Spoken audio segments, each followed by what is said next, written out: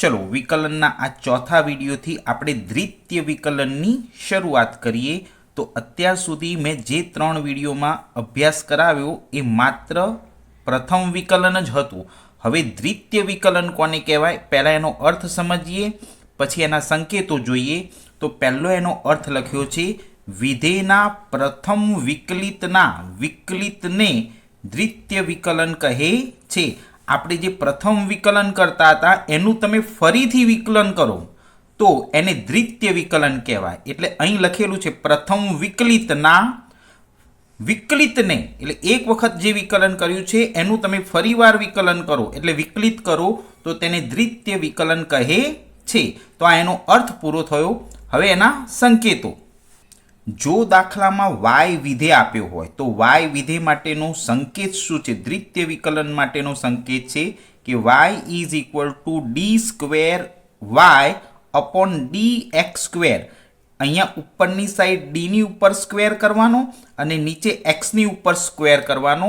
તો આ દ્વિતીય વિકલનનો સંકેત છે. જ્યારે y વિધેય આપેલું હોય ત્યારે આ સંકેતથી આપણે દાખલો ગણવાની શરૂઆત કરવી પડે. હવે જો દાખલાની અંદર f વિધેય આપેલો હોય, જો f વિધેય આપેલો હોય તો એનો સંકેત છે f ડબલ ડેશ x વડે દર્શાવવામાં આવે છે. અહીંયા આગળ f ની ઉપર 2 લાઈન કરવાની એટલે એને દ્વિતીય વિકલનનો સંકેત કહે છે. તો y વિધેય માટેનો સંકેત અને f વિધેય માટેનો સંકેત આ બંને સંકેતો તૈયાર કરવાના. હવે છે ને એક સ્ટેપની હું તમને સમજૂતી આપું. Function of x is equal to એક્સની 4 ઘાત છે. હવે આનું દ્વિતીય વિકલન પૂછાય તો પહેલાં આનું પ્રથમ વિકલન કરવાનું, પછી એ વિકલનનું ફરી વિકલન કરીશું. તો જો આ એનની વેલ્યુ 4 છે તો પહેલું કામ એનની વેલ્યુ નીચે ઉતારી દેવાની અને એક્સની ઉપરથી 1 ઘાત ઘટાડી દેવાની. તો એક્સની ઉપર 3 ઘાત રહે તો આ એનું પ્રથમ વિકલન કહેવાય, જેને એફ ડેશ એક્સ બોલાશે. 4x ની 3 ઘાત આ પ્રથમ વિકલન થયું. આ જ રકમનું આપણે ફરી દ્વિતીય વિકલન કરવાનું એટલે એને એફ ડબલ ડેશ બોલાશે.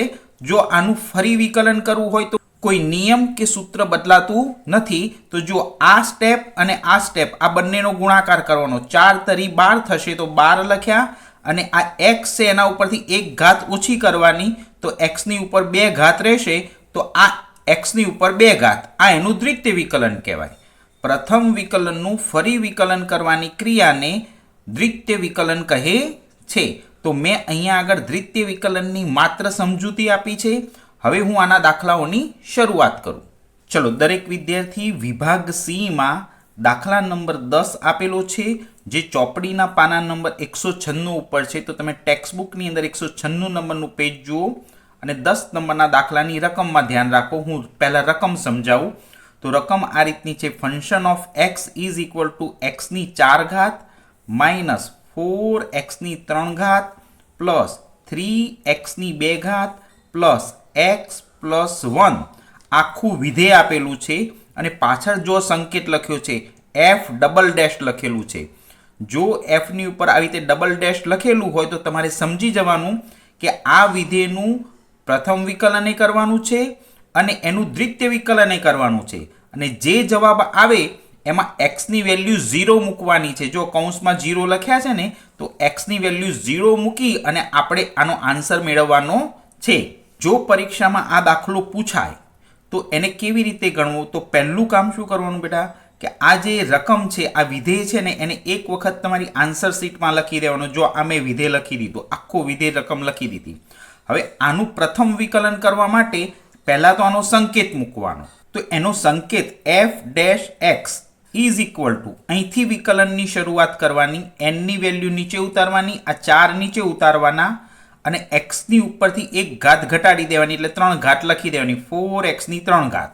હવે જો આ માઇનસની નિશાની એમની એમ, પછી આ બેનો ગુણાકાર કરવાનો. 4 તરી 12 તો આ 12 લખ્યા અને એક્સની ઉપરથી 1 ઘાત ઘટાડી દેવાની તો એક્સની 2 ઘાત થઈ. ચલો, આ પ્લસ એમ ના એમ 3 દુ 6 થયા. આ બંનેનો ગુણાકાર 3 દુ 6 અને એક્સની ઉપરથી 1 ઘાત ઘટાડીએ તો એકલા એક્સ વધશે. હવે જ્યારે આ એક્સ આવે અને એના ઉપર કોઈ ઘાત ન હોય તો તમારે દરેકે એવું સમજી લેવાનું કે એક્સનું વિકલન 1 થશે. એક્સનું વિકલન શું થશે? 1, કારણ કે આના ઉપર એકમાંથી એક ઘાત જાય એટલે શૂન્ય ઘાત વધે, કોઈ પણ રકમની શૂન્ય ઘાત, એટલે એનો આન્સર આવશે 1. અને આ પાછળ છેલ્લું પદ છે એ અચળ પદ છે, માટે એનું વિકલન 0 થશે, લખવાની જરૂર નથી. તો આ જે વિધેય આપેલું હતું એનું પ્રથમ વિકલિત આ રીતે થાય. હવે શું કરવાનું? જે આ પ્રથમ વિકલિત કર્યું છે ને એનું ફરી વિકલિત કરવાનું. આ સ્ટેપનું ફરી વિકલન કરવાનું, એટલે એનો સંકેત લખવાનો f"x ઇઝ ઇક્વલ ટુ, અહીંથી વિકલન સ્ટાર્ટ કરવાનું. તો જો 4 તરી 12, તો 12 એમને એમ લખ્યા, અને એક્સની ઉપરથી એક ઘાત ઘટાડી દઈએ તો એક્સની 2 ઘાત વધશે. હવે આ માઇનસ એમને એમ રાખ્યા. અહીં જો 12 દુ 24 થશે, બંનેનો ગુણાકાર કરી દઈએ તો 24 થયા, અને એક્સની ઉપરથી એક ઘાત ઘટાડી દઈએ તો અહીં એકલા એક્સ રહેશે. હવે આ 6x વિકલન કરવું હોય તો એના ઉપર કોઈ ઘાત નથી, એટલે અહીંથી એક્સને દૂર કરવાનો, અને આ 6 જ એનું વિકલન બનશે, અને આ 1નું વિકલન અહીંયા 0 બનશે. તો આ એનું દ્વિતીય વિકલન કહેવાય.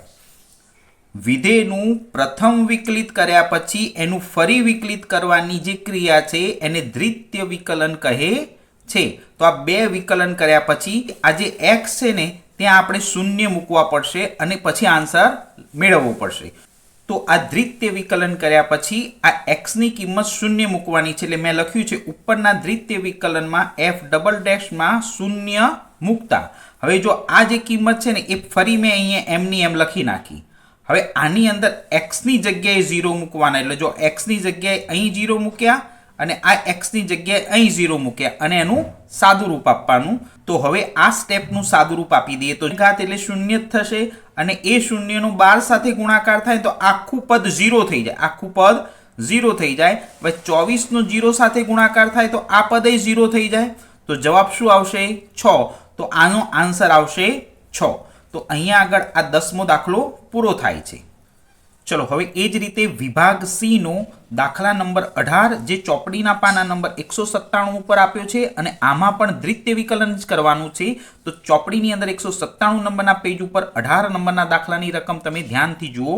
દાખલાની રકમ આ રીતની છે કે જો y is equal two 2x3 ઘાત plus 5x2 minus 3 plus 4/x2 ઘાત અને માઇનસ 5/x3 ઘાત હોય તો, જો આ એનો સંકેત લખ્યો છે, ડીના ઉપર સ્ક્વેર લખ્યો છે અને નીચે એક્સના ઉપર સ્ક્વેર લખ્યો છે, એટલે આ સ્ટેપ તમને દ્વિતીય વિકલન કરવાનું સૂચન કરે છે. તો આ દાખલાની અંદર આ જે વિધેય આપેલું છે એનું આપણે દ્વિતીય વિકલન કરવાનું છે. તો એની પહેલી શરૂઆત કરતા પહેલા હું તમને આ રકમની અંદર જે વિધેય આપેલું છે ને એમાં આ જે નીચેની પરિસ્થિતિ છે ને એ ફરી સમજાવી દઉં. કોઈ પણ રકમની અંદર છેદમાં એક્સની ઉપર ઘાત આપેલી હોય અથવા તો એક્સ નીચે આપેલો હોય તો એનું વિકલન કરી શકાય નહીં. તો પહેલું કામ શું કરવું પડશે કે આ વિધેયનું સ્વરૂપ બદલવું પડશે. તો આ એક્સ નીચે છે ને એને અહીં ઉપર લઈ જવા પડશે, એટલે આ એક્સનો સ્ક્વેર છે ને એ માઇનસ થઈ જશે. અહીં નીચે એક્સની 3 ઘાત છે ને આને પણ ઉપર લઈ જવા પડશે. જે નીચે પ્લસ કિંમતો દેખાય છે એ ઉપર માઇનસ થશે, પછી જ વિકલન કરી શકાય. તો અહીંયા આગળ પરિસ્થિતિ શું આવશે? આ એક્સ સ્ક્વેર છે ને અહીં ઉપર જાય ને તો એ માઇનસ થઈ જશે. તો આને આ રીતે રજૂ કરવું પડે. જો આ 4 એમને એમ લખ્યા અને આ એક્સને ઉપર લઈ જઈએ તો એક્સ -2 થઈ જાય. એ જ રીતે અહીંયા આગળ આ 5 એમને એમ લખ્યા અને આ એક્સની 3 ઘાતને ઉપર લઈ જઈએ તો એ -3 ઘાત થાય. અને હવે અહીંથી વિકલનની શરૂઆત થાય, અહીંથી પ્રથમ વિકલનની શરૂઆત થાય. તો હવે આ જે વિધેય આપેલું છે એનું પ્રથમ વિકલન શરૂ કરીએ. તો જો y છે તો dy/dx લખી દીધું. હવે અહીંથી પ્રથમ વિકલન શરૂ કરવાનું. 3 દુ 6 તો 6 એમને એમ મૂકવાના અને એક્સની ઉપરથી એક ઘાત ઘટાડીને 2 ઘાત લખી દેવાની. પછી જો 5 દુ 10 તો 10 એમને એમ લખવાના અને એક્સની ઉપરથી એક ઘાત ઘટાડી દઈએ તો ખાલી એક્સ રહેશે. જો આ -3 એ અચળ કિંમત છે, અચળ પદ છે, એટલે એનું વિકલન 0 થશે. હવે જે મહત્વની બાબત છે એ અહીં ધ્યાન રાખજો. જો અહીં 4ની આગળ પ્લસની નિશાની છે અને ઉપર માઇનસની છે, એટલે આ બે પદનો ગુણાકાર થશે તો જવાબ માઇનસ આવશે. 4 દુ 8 પણ -8. હવે અહીંયા એક્સની ઉપરથી આ જે છે એક ઘાત ઘટાડવાની છે, એટલે પાછળ -1 કરવાનું. હવે 2 અને -1 તો -3 થઈ જશે, તો x ની ઉપર -3 ઘાત રહેશે. હવે અહીં ધ્યાનથી જોજો, જો અહીં આગળ માઇનસ છે અને ઉપર પણ માઇનસ છે, તો માઇનસ માઇનસનો ગુણાકાર થશે ને તો પ્લસ જવાબ આવશે. તો 5 તરી 15 પ્લસ મૂકવાના અને આ x ની ઉપરથી અહીં પાછળ -1 ઘાત કરીએ તો ઓછે વધતા તો -4 થશે, x ની ઉપર -4 ઘાત થશે. તો આ એનું પ્રથમ વિકલન થઈ ગયું. હવે આ જ પ્રથમ વિકલનનું આપણે ફરીવાર વિકલન કરીએ તો એને દ્વિતીય વિકલન કહેવાય. તો હવે દ્વિતીય વિકલનની શરૂઆત કરીએ. તો દરેક વિદ્યાર્થીઓ જો આ પ્રથમ વિકલન કર્યું ને, આનું દ્વિતીય વિકલન કરવા માટે મેં અહીં ટાઇટલ આપ્યું છે દ્વિતીય વિકલન કરતા. તો અહીંથી દ્વિતીય વિકલનની શરૂઆત કરવાની છે. તો પહેલા સંકેત જોઈ લો, d ના ઉપર સ્ક્વેર કરવાનો અને નીચે x ના ઉપર સ્ક્વેર કરવાનો. આ રીતે સંકેત લખી દ્વિતીય વિકલનની અહીંથી શરૂઆત કરવાની. 6 દુ 12, તો અહીં 12 લખ્યા અને x ની ઉપરથી 1 ઘાત ઘટાડી દો તો x રહેશે. હવે જો અહીંયા આગળ 10x છે, એના ઉપર ઘાત નથી એટલે x ને અહીંથી દૂર કરવાના અને આગળનું પદ છે એ એનું વિકલન થઈ જાય. હવે પાછું અહીં ફરીથી ધ્યાન રાખવા જેવી બાબત છે કે 8ની આગળ માઇનસની નિશાની છે અને ઉપર પણ માઇનસ છે, તો આ બંનેનો ગુણાકાર કરીએ તો 8 તરી 24 એ પ્લસ આવશે. તો જો +24 પહેલા લખવાના. હવે શું કરવાનું, આ x છે ને એના ઉપરથી અહીંથી -1 ઘાત કરવાની. અહીં પાછળ 3 માંથી 1 ઘાત માઇનસ કરો તો ઓછે વધતા એટલે -4 જવાબ આવશે. તો x ની ઉપર -4 લખવાના. હવે 15ની આગળ પ્લસની નિશાની છે ને ઉપર માઇનસની નિશાની છે, એટલે 15 ચોક 60 થશે, પણ ઓછા અને વત્તાનો જવાબ જે આવશે ને -60 આવશે. અને આમાંથી x માંથી ઉપર 1 ઘાત ઘટાડીએ -1 કરીએ તો ઓછે વધતા એટલે -5 આવશે. x ની ઉપર ઘાત કેટલી આવશે? -5. તો આ પ્રથમ વિકલન હતું અને આ એનું દ્વિતીય વિકલન થયું. પણ દ્વિતીય વિકલનનું અંતિમ સ્વરૂપ આપતી વખતે દરેક વિદ્યાર્થીએ ધ્યાન રાખવાનું કે x ની ઉપર માઇનસ ઘાત હોવી જોઈએ નહીં. આ જે પદ દેખાય છે એ પદ અને આ પદ, આ બંને માઇનસ ઘાત છે ને એને પ્લસ કરવી પડશે. હવે 12x એમને એમ લખ્યા, આ 10 એમને એમ લખ્યા, આ 24 છે એ એમને એમ ઉપર લખવાના અને આ x ની જે 4 ઘાત માઇનસ છે ને આ પદને એની નીચે લઈ જાઓ એટલે પ્લસ થઈ જાય. તો આ પદને નીચે લઈ જવાનું, x ની 4 ઘાત લખવાની પણ પ્લસ લખવાની, માઇનસ લખવાની નહીં. હવે એ જ રીતે જો આ માઇનસની નિશાની એમની એમ લખી, પણ આ 60ની પાછળ જે x ની ઉપર 5 ઘાત માઇનસ છે ને આને નીચે આ 60ની નીચે લાવી દેવાની, એટલે 60 ભાગ્યા x ની 5 ઘાત થશે. અને આ દ્વિતીય વિકલનનો અંતિમ જવાબ આવશે 12x + 10 + 24 ભાગ્યા x ની 4 ઘાત -60 ભાગ્યા x ની 5 ઘાત. અને અહીંયા આગળ આ દાખલો દ્વિતીય વિકલનનો પૂરો થશે. ચલો હવે આ વિડીયોની અંદર હું તમને એક નવી થિયરી ભણાવું, વિકલન માટેના કાર્ય નિયમો. અને આ નિયમોની સમજૂતી માત્ર થિયરી સમજૂતી તરીકે આ વિડીયોમાં આપું છું અને એને લગતા દાખલા આના પછીના વિડીયોમાં મોકલી આપીશ. તો ફંક્શન ઓફ x = 3x + 4 અને બીજા કૌંસમાં 2x + 5. હવે જ્યારે દાખલાની અંદર આ બે અલગ અલગ સ્ટેપ આપેલા હોય તો અહીં કાર્ય નિયમોની અંદર આ બે પદ વચ્ચે પ્લસની પણ નિશાની હોઈ શકે, ગુણાકારની પણ હોઈ શકે, ભાગાકારની પણ હોઈ શકે કે સરવાળાની પણ હોઈ શકે. તો આ બંને પદનું અલગ અલગ વિકલન કરી અને એના કાર્ય નિયમનો ઉપયોગ કરી અને ગણતરી કરવી પડે. તો જો આ આગળનું જે પદ દેખાય છે ને એને આપણે u માની લેવાનું અને જે બીજું પદ દેખાય છે ને એને આપણે v માની લેવાનું. આપણા અભ્યાસક્રમમાં એમને જેટલા સૂત્રો બનાવ્યા છે એ બધા જ સૂત્રો u અને v ના સંદર્ભમાં બનાવ્યા છે. માટે આ પહેલું પદ છે એને u કહેવાનું અને બીજું પદ છે એને v કહેવાનું. તમારે એટલું યાદ રાખવાનું છે કે બે પદની વચ્ચે અહીં સરવાળો પણ હોઈ શકે, ભાગાકાર પણ હોઈ શકે, ગુણાકાર પણ હોઈ શકે અને બાદબાકી પણ હોઈ શકે. એના માટે દરેક વિદ્યાર્થીઓ આ એક મારી નોંધ યાદ રાખવાની, વિકલન માટેના કાર્ય નિયમો દાખલામાં ઉપયોગ કરતી વખતે એક પદને સંજ્ઞા તરીકે u આપો, એટલે આ પહેલું પદ છે એને u કહેવાનું અને બીજા પદને v તરીકે માનીને ગણતરી કરવી, એટલે આ બીજું પદ છે એને v માનીને ગણતરી કરવી. તો આ ગણતરી કરવા માટે પહેલા તો તમારે નિયમો એના સૂત્રો તૈયાર કરવા પડશે. નિયમ નંબર 1, સરવાળાનો અને બાદબાકીનો નિયમ. પહેલો નિયમ છે ને એમાં સરવાળાનો પણ નિયમ આવી જાય છે અને બાદબાકીનો પણ નિયમ આવી જાય છે. સરવાળા માટેનો નિયમ એવું કહે છે કે dy/dx is equal two du/dx. એટલે અહીંયા u નું વિકલન કરવાનું. du/dx લખ્યું એટલે u નું વિકલન, વચ્ચે સરવાળાની નિશાની, અને અહીંયા v નું વિકલન લખવાનું એટલે dv/dx.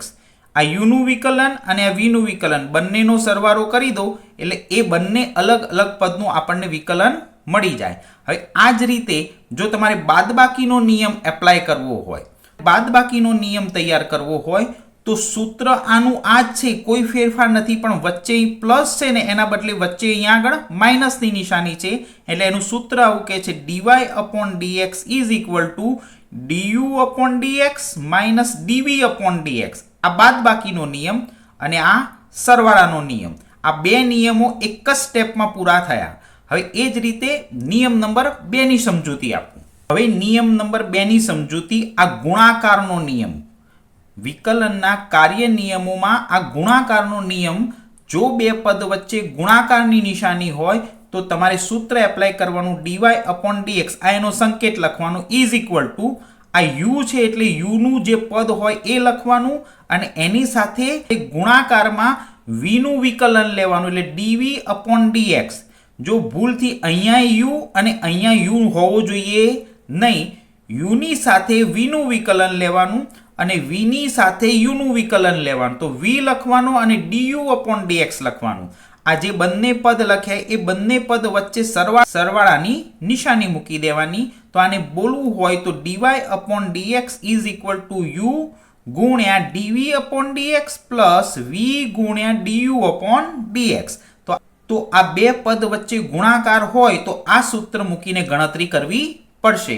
હવે નિયમ નંબર 3 ની સમજૂતી આપો. નિયમ નંબર 3 માં ભાગાકારનો નિયમ છે કે બે પદ એકબીજાના ભાગાકારમાં હોય તો એનું વિકલન કેવી રીતે કરવું. તો દરેક વિદ્યાર્થીઓ યાદ રાખજો, જે આ ગુણાકારના નિયમનું સૂત્ર છે ને એ જ નિયમના સૂત્રમાં સામાન્ય ફેરફાર કરીએ ને તો તમને ભાગાકારના નિયમનું સૂત્ર આવડી જાય.